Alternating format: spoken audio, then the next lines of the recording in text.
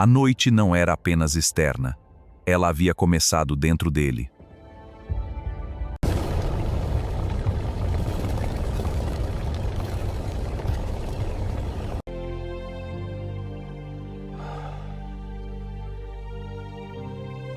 E quando a culpa substitui a esperança.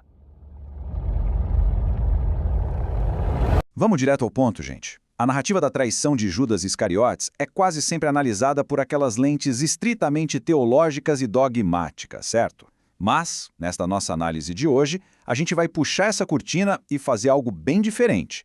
Nós vamos mergulhar num detalhamento clínico e psicológico de um dos dramas mais intensos da literatura universal. O foco aqui não é o dogma de jeito nenhum, mas sim um estudo de contrastes absolutamente profundos. A inteligência emocional suprema batendo de frente com o colapso existencial absoluto. É simplesmente fascinante observar como a mente humana lida com a pressão extrema, com a honra e, claro, com a culpa.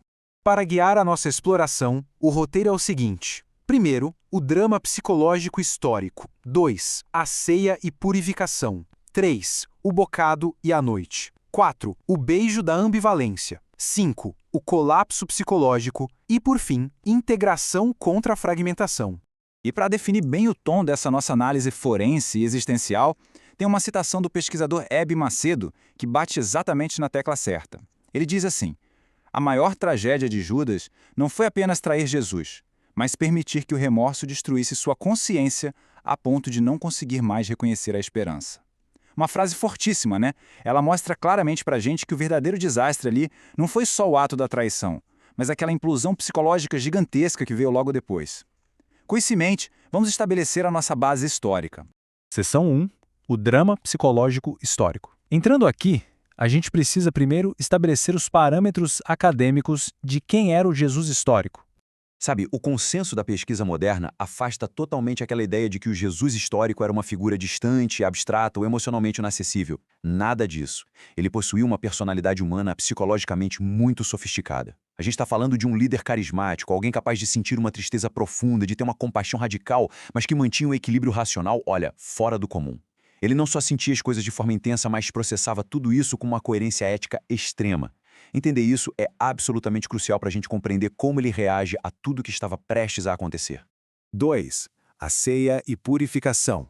E é exatamente com essa inteligência relacional que a gente chega a este momento de comunhão existencial. Para captar a tensão real da cena, é vital entender o contexto. Na cultura semítica do século I, compartilhar a mesa não era só comer junto. Era um pacto fortíssimo de aliança e confiança. Então, pensem na lavagem dos pés. Naquela época, esse era um gesto reservado aos servos. Ele simbolizava o acolhimento, a purificação e a restauração da dignidade humana de quem chegava da rua coberto de poeira. O fato de Jesus, o líder ali, realizar isso demonstra uma humildade consciente incrível, uma ausência total de narcisismo. É literalmente o exemplo perfeito de uma liderança servidora. Mas é bem aí que o drama começa a escalar. O texto bíblico relata que Jesus diz algo como: nem todos estão limpos. Ele lava os pés de Judas tendo total consciência das intenções dele. E esse é o momento exato em que Judas inicia uma espécie de dissociação moral progressiva. Quer dizer, ele aceita aquele gesto de purificação fisicamente, ali no exterior, mas internamente ele rejeita tudo aquilo. A ruptura interior acontece muito antes da traição externa. É o começo do desligamento, sabe? 3. O bocado e a noite. Essa ruptura nos leva ao ápice da ceia. O paradoxo dessa situação é um negócio fascinante. A narrativa conta que Jesus entrega a Judas o famoso bocado molhado. E olha, na tradição judaica, oferecer um pedaço de pão molhado no vinho ou no molho estava longe de ser algo trivial. Na verdade, era um ato reservado para honrar um convidado super especial ou uma demonstração de amizade íntima, de respeito. É um paradoxo psicológico gigantesco, né? Jesus está oferecendo a honra máxima do anfitrião, exatamente a pessoa que está ali com a intenção clara de destruí-lo. Então, a gente chega nesse contraste brutal. De um lado, Jesus demonstrando um controle emocional e uma inteligência interpessoal magistrais. Sem nenhuma explosão, sem agressividade pública, ele simplesmente honra o traidor. Do outro lado, o texto afirma que, após receber o bocado, Satanás entrou nele. Trazendo isso para uma leitura psicológica e clínica, não é apenas uma descrição espiritual, é a representação de um colapso ético final. É o domínio absoluto da intenção destrutiva. Judas fraturou a própria bússola moral num ponto onde simplesmente não tinha mais volta. Imediatamente após isso, o relato diz que Judas saiu. Então o texto faz uma pausa dramática com uma frase curtinha, mas extremamente pesada. E era noite. Pouco antes, com uma lucidez existencial de arrepiar, Jesus tinha dito a ele: "O que tens a fazer? Faze-o depressa." Mas prestem atenção num detalhe. Essa noite não é uma previsão do tempo, tá? No simbolismo literário joanino, a luz é o símbolo da verdade e da integração interior. A noite, por outro lado, funciona como um descritor clínico do obscurecimento da consciência. Quando o texto diz "e era noite", a mensagem é clara. Judas perdeu totalmente o seu eixo existencial. Ele mergulhou de cabeça na escuridão da sua própria mente fragmentada. 4. O beijo da ambivalência. E aí a tragédia muda de cenário e a gente vai para o confronto no Getsemane. No jardim, Judas precisa identificar Jesus para os guardas. E qual é a forma que ele escolhe para fazer isso? Com um beijo. Isso é, sem dúvida, o cúmulo da ambivalência humana. O beijo, que desde sempre deveria ser o símbolo máximo de afeto, de amizade e honra, acaba sendo completamente militarizado. Ele vira uma máscara letal para executar a destruição. É literalmente o amor sendo usado como ferramenta de morte. Pesado demais, né? E mais uma vez, a gente vê essas duas mentes trabalhando de formas diametralmente opostas. Jesus pergunta: Judas, com um beijo entregas o Filho do Homem? Reparem que ele confronta uma dor relacional severíssima, mas sem recorrer ao ódio. Ele mantém a sua dignidade e estabilidade ética totalmente intactas. Essa é a verdadeira marca de uma liderança hiper-resiliente.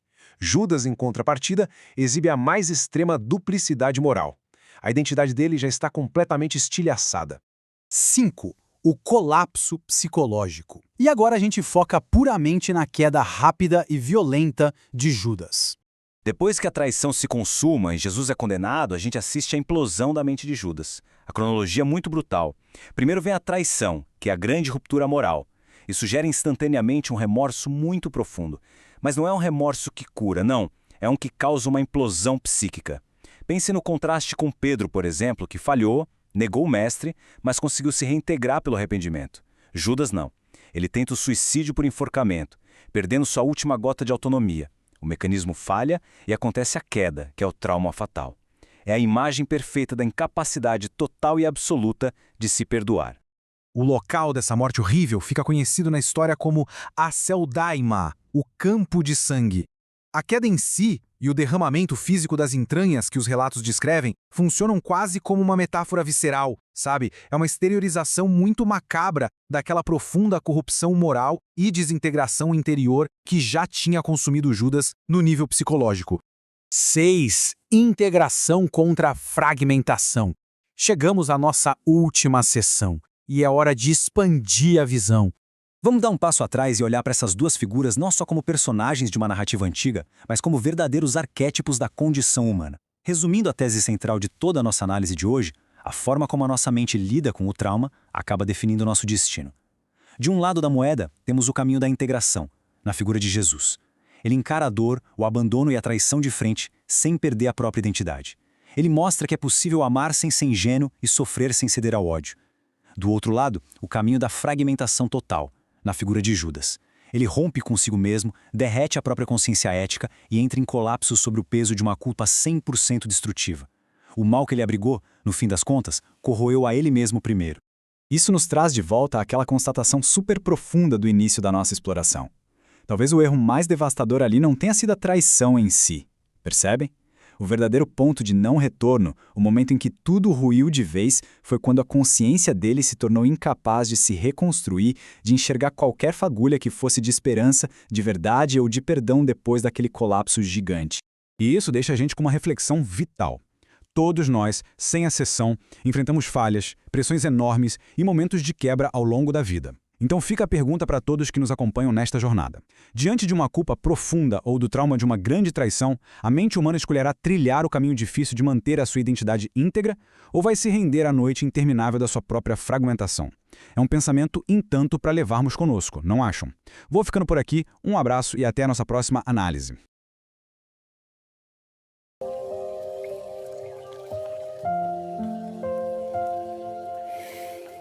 Até quem partilha o pão pode ferir a alma.